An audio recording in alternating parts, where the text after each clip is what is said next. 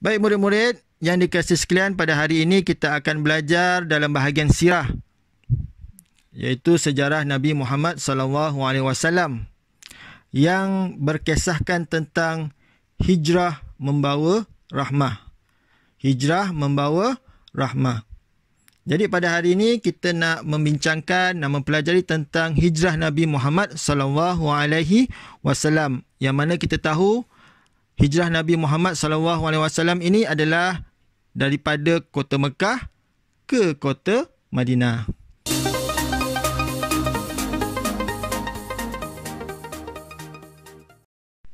Assalamualaikum warahmatullahi wabarakatuh. Apa khabar murid-murid yang cikgu kasih sekalian? Cikgu doakan murid-murid berada dalam keadaan yang sihat, ceria bersama keluarga. Dah sedia dah nak belajar? Kalau dah sedia sebut apa? Ya, saya dah sedia. Sebelum kita memulakan pembelajaran, cikgu akan terangkan objektif pembelajaran kita pada hari ini. Yang pertama, murid-murid dapat menyebut dan memahami maksud hijrah. Yang kedua, murid-murid dapat mengetahui dan memahami peristiwa hijrah Nabi Muhammad SAW ke Madinah. Jadi sebelum itu, cikgu akan sebutkan apa itu maksud hijrah.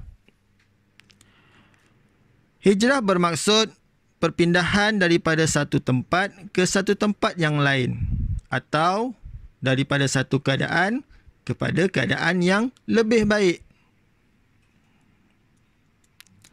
Manakala hijrah Nabi Muhammad SAW bermaksud perpindahan Nabi Muhammad dan umat Islam dari Mekah ke Madinah. Perpindahan Nabi Muhammad dan umat Islam dari Mekah ke Madinah. Jadi sebelum cikgu menceritakan lebih panjang tentang bagaimana penghijrahan Nabi Muhammad ke Madinah, cikgu akan ceritakan sedikit bagaimana keadaan umat Islam di Mekah pada ketika itu. Untuk pengetahuan murid-murid, agama Islam semakin berkembang di bumi Mekah. Sejaknya penurunan wahyu yang pertama, semakin hari semakin ramai orang yang memeluk Islam kerana tertarik dengan keindahan dan ajaran Islam. Situasi ini mengakibatkan musyrikin Mekah menggunakan kekerasan bagi menyekat dakwah Islam. Untuk pengetahuan murid-murid, orang musyrikin Mekah ni tidak suka kepada ajaran yang Nabi bawa, iaitu Islam. Jadi mereka berusaha untuk menyekat dakwah Nabi Muhammad SAW. Jadi apa yang berlaku dengan umat Islam ketika itu? Umat Islam menerima ancaman dan seksaan sehingga ada dalam kalangan mereka dibunuh dengan kejam. Begitu jahatnya orang musyrikin Mekah. Mereka juga dipulaukan. Nabi Muhammad serta keluarganya pernah dipulaukan selama 3 tahun. Serta mereka juga menerima cacian, penghinaan dan dilemparkan fitnah. Begitu sekali peritnya kehidupan orang Islam di Mekah pada ketika itu. Sehingga kan Allah Subhanahu Wa Taala telah memberi kebenaran. Allah Subhanahu Wa Taala telah memberikan kebenaran kepada umat Islam untuk berhijrah ke Madinah. Jadi perpindahan Nabi Muhammad SAW ni ke Madinah atas perintah daripada Allah Subhanahu Wa Taala. Murid-murid yang dikasihi sekalian, untuk pengetahuan murid-murid, sebelum Nabi berhijrah ke Madinah, terdapat beberapa orang Madinah yang telah memeluk Islam. Ada beberapa orang daripada Madinah telah datang ke Mekah berjumpa Rasulullah.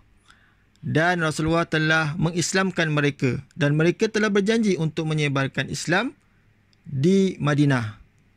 Jadi, dari situlah Nabi Muhammad SAW menjadikan faktor Madinah ini sebagai tempat hijrahnya. Jadi sudah ada Islam di Madinah sebelum Nabi berhijrah ke Madinah. Jadi para sahabat berhijrah ke Madinah secara berperingkat dan secara rahsia agar tidak diketahui oleh musyrikin Mekah. Baik, ini nanti cikgu akan ceritakan bagaimana mereka berhijrah ke Madinah secara berperingkat dan secara rahsia. Sebabnya orang musyrikin ni memburu Nabi. Ingin membunuh Nabi kerana dengan ajaran Islam itu. Baik, kita lihat peristiwa hijrah Nabi Muhammad SAW. Nabi Muhammad SAW berhijrah setelah mendapat perintah daripada Allah Subhanahu Wa Taala melalui malaikat Jibril. Apabila Allah Subhanahu Wa Taala telah memberikan perintah supaya dia berhijrah, Nabi Muhammad pergi berjumpa Abu Bakar, membuat perancangan serta strategi bagaimana kita nak keluar daripada Mekah ni ke Madinah agar kita tidak diserang oleh kaum musyrikin Mekah. Baik, kita lihat bagaimana strategi usaha-usaha Nabi semasa beliau dan umat Islam nak berhijrah ke Madinah. Nabi Muhammad SAW meminta Ali bin Abi Talib radhiyallahu anhu tidur di katil baginda dengan menggunakan burdah baginda. Nabi SAW menyuruh sahabatnya iaitu Ali. Ali, kau tidur dekat katilku. Tujuannya untuk apa? Untuk mengelirukan musuh yang hendak membunuh baginda. Jadi Ali tidur, Nabi Muhammad keluar untuk berhijrah. Dengan izin Allah Subhanahu Wa Taala, baginda dapat melepaskan diri daripada kepungan orang-orang musyrikin. Setelah itu, baginda dan Abu Bakar ke Gua Sur yang terletak di selatan Mekah. Jadi Muhammad tidak terus pergi ke Madinah. Mereka duduk dulu dalam gua. Mereka duduk dalam gua bersama Abu Bakar. Itu adalah strategi Nabi. Nabi takut kalau dia terus ke Madinah, maka orang musyrikin akan terus buru dia ke Madinah. Jadi Nabi Muhammad dan Abu Bakar sembunyi dahulu di Gua Sur. Tindakan ini diambil bagi mengelirukan pihak musuh. Jadi peristiwa ini berlaku pada 27 Safar, tahun ke-14 kenabian.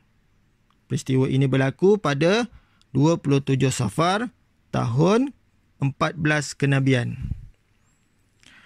Jadi apabila melihat Nabi dah tak ada kat rumah, tempat Nabi telah digantikan dengan sahabatnya Ali, kaum musyrikin terus mencari Nabi Muhammad SAW di Mekah dan di luar kota Mekah. Pemimpin musyrikin Mekah telah menawarkan hadiah yang lumayan jika siapa yang berjaya menangkap baginda Muhammad SAW. Dia kata, siapa yang berjaya menangkap Muhammad, aku akan hadiahkan 100 ekor unta. Jadi dengan tawaran tersebut, ada beberapa orang musyrikin Mekah yang cuba hendak mencari Nabi Muhammad SAW. Nanti cikgu akan ceritakan. Jadi Nabi Muhammad SAW dan Abu Bakar meneruskan perjalanan ke Madinah setelah 3 malam bersembunyi di Gua Sur. Nabi berada di Gua Sur ni selama 3 malam. 3 malam dia duduk dalam gua. Dah 3 malam barulah baginda dan Abu Bakar keluar untuk menuju ke Madinah. Jadi ada seorang musyrikin Mekah yang sanggup mencari Nabi Muhammad SAW yang namanya Surakah bin Malik. Surakah ni dia berjaya menemui jejak Nabi Muhammad SAW. Dia dapat jumpa Nabi. Setelah Nabi keluar daripada Gua Sur tu, dia dapat jumpa Nabi. Akan tetapi Surakah ini tidak berjaya menangkap baginda dengan izin Allah. Dan baginda Nabi Muhammad dan Abu Bakar meneruskan perjalanan hijrahnya ke Madinah. Begitulah serba ringkas perjalanan bagaimana Nabi dan umat Islam berhijrah ke Madinah. Jadi dalam perpindahan atau penghijrahan Nabi Muhammad sallallahu alaihi wasallam ni, ada beberapa individu yang terlibat dalam menjayakan misi hijrah Nabi Muhammad sallallahu alaihi wasallam. Yang pertama, Abdullah bin Uraykid. Kita sebut sekali lagi, Abdullah bin Uraykid, seorang musyrik. Dia ni diupah menjadi penunjuk jalan. Jalan yang dipilih untuk ke Madinah ialah jalan yang jauh dan mencabar, yang jarang dilalui kebanyakan orang ramai. Nabi memilih jalan lain, bukan jalan yang biasa digunakan, jalan lain, supaya tidak mudah dijejaki oleh kaum musyrikin Mekah. Tujuannya adalah untuk mengabur pihak musuh daripada dijejaki oleh mereka. Yang kedua, Abdullah bin Abi Bakar. Beliau ni ditugaskan memberi maklumat berkaitan dengan pergerakan musuh kepada Nabi Muhammad SAW ketika baginda di Gua Sur. Ada yang memberi maklumat, iaitu Abdullah bin Abi Bakar. Jadi Nabi Muhammad SAW dapat mengetahui pergerakan musuh dari semasa ke semasa. Itu dia individu yang kedua. Individu yang ketiga adalah Asma bin Abu Bakr. Asma bin Abi Bakr. Baginda ni dia ditugaskan untuk menghantar makanan. Asma ni ditugaskan untuk menghantar makanan. Ke mana? Ke Gua Sur, tempat Nabi bersembunyi itu. Asma lah yang menghantarkan makanan dan untuk memastikan bekalan makanan mencukupi.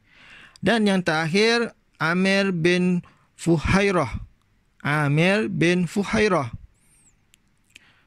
Dia ni ditugaskan menutup jejak Abdullah dan Asma dengan menggunakan kambing gembalanya dan membekalkan susu. Si Asma dengan Abdullah ni ditugaskan menghantar makanan dan menghantar maklumat. Jadi semasa mereka berjalan ke gua tu, sudah pastilah ada kesan tapak kaki. Jadi tugas si Amir ni adalah untuk memadamkan jejak kaki Abdullah dan Asma dengan menggunakan kambing-kambingnya. Bila kambing-kambing jalan, maka terpadamlah tapak kaki si Asma dengan Abdullah ni. Itu bagi mengelakkan dijejaki oleh musuh dan memastikan bekalan minuman dan makanan mencukupi.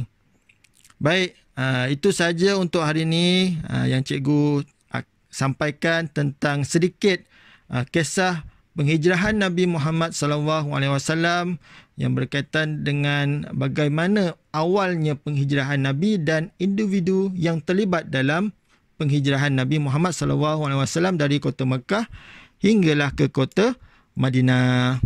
Jadi cikgu harap murid-murid dapat memahami kisah ini dan dapat mengulang kaji pelajaran di rumah dan sentiasa melakukan perkara-perkara kebaikan. Dan yang akhir sekali, ingat 4S, sayang Allah, sayang Rasulullah, sayang ibu ayah dan sayang semua makhluk. Sekian, terima kasih. Assalamualaikum warahmatullahi wabarakatuh.